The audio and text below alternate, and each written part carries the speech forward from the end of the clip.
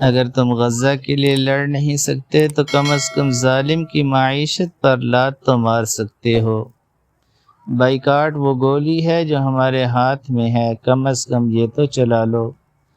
جو قوم اپنی خریداری سے دشمن کو طاقت دیتی ہے وہ شہداء کے خون کی توہین کرتی ہے۔ ہماری بے فکری دشمن کے لیے سرمایہ اور مظلوم کے لیے زخم بن رہی ہے۔ کیا تمہاری چاکلیٹ، کافی اور موبائل برانڈ مظلومے کے خون سے زیادہ قیمتی ہیں؟ بائیکاٹ جہاد نہیں مگر جہاد کی پہلی سیڑھی ضرور ہے۔ تمہاری جیب سے نکلا ایک سکہ بھی غزہ پر بم بن کر گرتا ہے، سوچو کہاں خرچ کر رہے ہو۔ ظالم کی مصنوعات سے وفا، مظلوم کی لاشوں سے جفا ہے۔ بائیکاٹ ایک فریاد ہے جو امت کے سوتے ضمیر کو جھنجھوڑ سکتی ہے۔ اگر تم بائیکاٹ بھی نہیں کر سکتے تو تمہاری دعائیں بھی مشکوک ہیں۔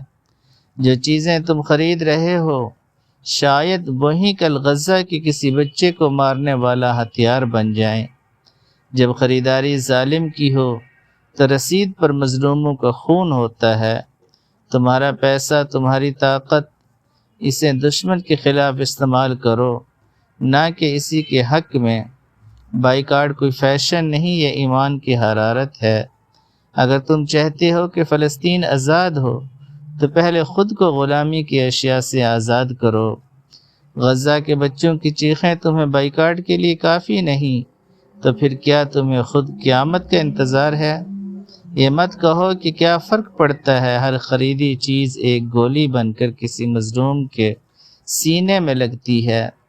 تمہاری خاموشی ظالم کی طاقت ہے اور تمہارا بائیکاٹ اس کا خوف۔ غزہ کے بچوں کی لاشیں تمہیں چیخ چیخ کر کہہ رہی ہیں، ہمیں نہ بچا سکے، کم از کم ان کا پیٹ تو نہ بھرو۔ اگر آج تم بائیکاٹ نہ کر سکے تو کل ان شہداء کے نظروں میں کیا منہ دکھاؤ گے؟